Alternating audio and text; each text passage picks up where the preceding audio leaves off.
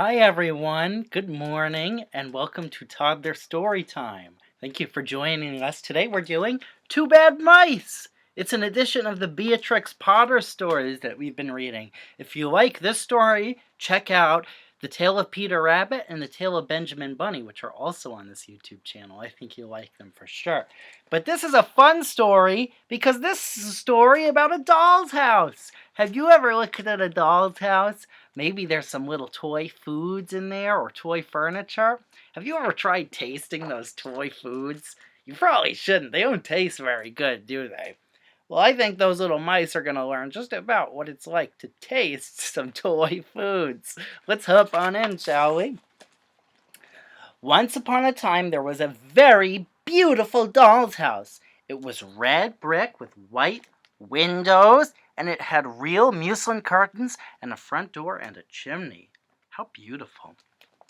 It belonged to two dolls. They were named Lucinda and Jane.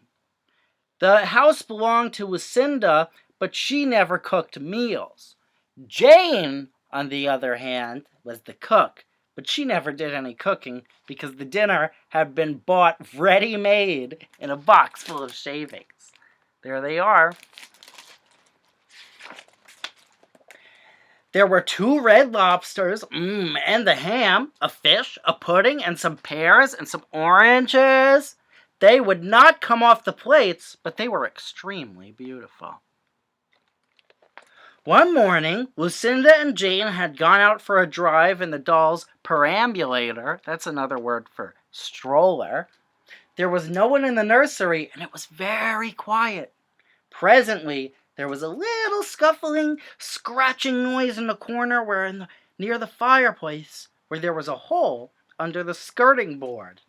Who should peek their head out but Tom Thumb, the mouse? And then he popped his head right back in again. A minute afterwards, Hunca Munca, his wife, put her head out too, and when she saw that there was no one in the nursery, she ventured out on the oilcloth under the coal box. There she is, Hunca Munca. The doll's house stood at the other side of the fireplace. Tom Thumb and Hunca Munca went cautiously across the hearth rug. They pushed the front door. It was not closed. And Tom Thumb and Hunca Munca went inside and upstairs, and they peeped into the dining room. Then they squeaked with joy. What should they find?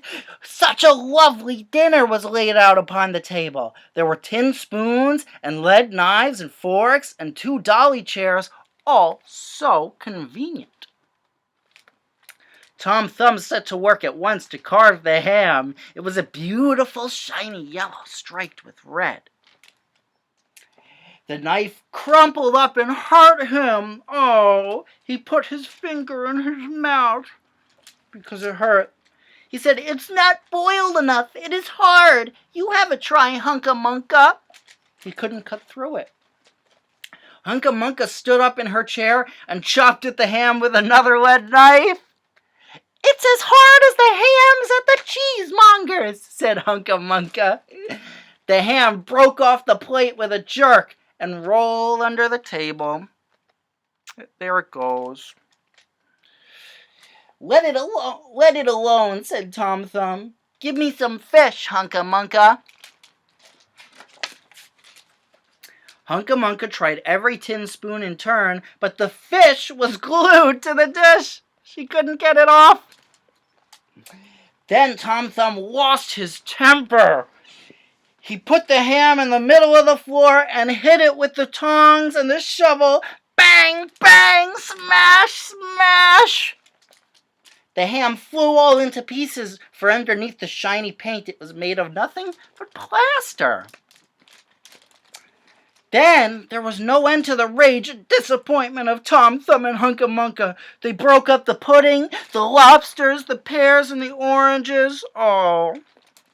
As the fish would not come off the plate, they put it into the red-hot, crinkly paper fire in the kitchen, but it would not burn either. Tom Thumb went up the kitchen chimney and looked out at the top. There was no chute.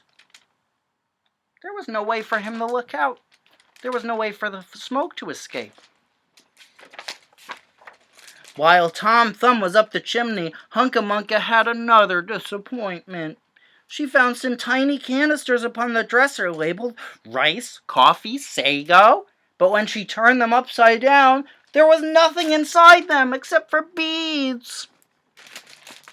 Then those mice set to work to do all the mischief they could, especially Tom Thumb. He took Jane's clothes out of the chest of drawers in her bedroom, and he threw them out of the top floor window. Oh.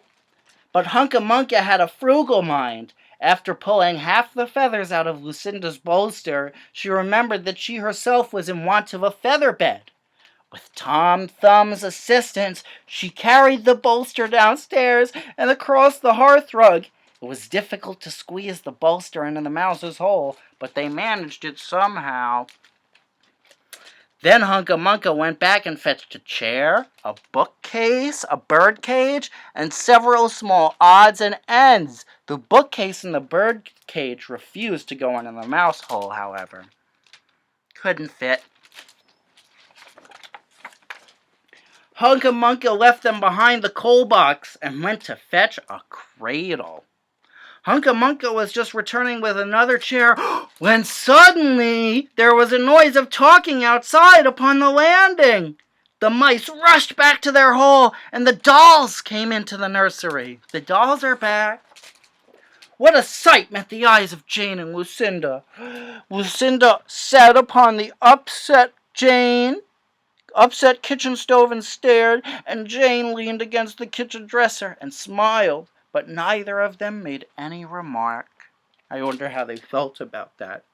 The bookcase and the birdcage were rescued from under the coal box, but Hunca Munca had got the cradle and some of Lucinda's clothes.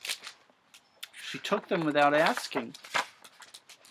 She also had some useful pots and pans and several other things as well. The little girl that the doll's house belonged to said, "I will get a doll dressed like a policeman." But the nurse said, "I will set a mouse trap." Uh-oh. So that is the story of the two bad mice. But they were not so very, very naughty after all, because Tom Thumb paid for everything he broke. Right? He found a crooked sixpence under the hearthrug, and upon Christmas Eve, he and Hunca Munca stuffed it into one of the stockings of Lucinda and Jane. That was nice of them after all. And very early every morning, before anybody is awake, Hunca Munca comes with her dustpan and her broom to sweep the dolly's house. The end. That was a nice story, wasn't it? It's called Two Bad Mice, but we learn they're not so bad after all. Maybe the moral of this story could be, don't take something that doesn't belong to you. Or if you break something that belongs to somebody else, be sure to make up for it, right? And pay them back. Well, I had a great time reading along with you today. And in case you want to check out some of our other awesome activities, go ahead to veronalibrary.org/children. to see some great fun things to do. I hope you had fun reading, and I hope to see you again soon. Thanks for coming. Bye-bye.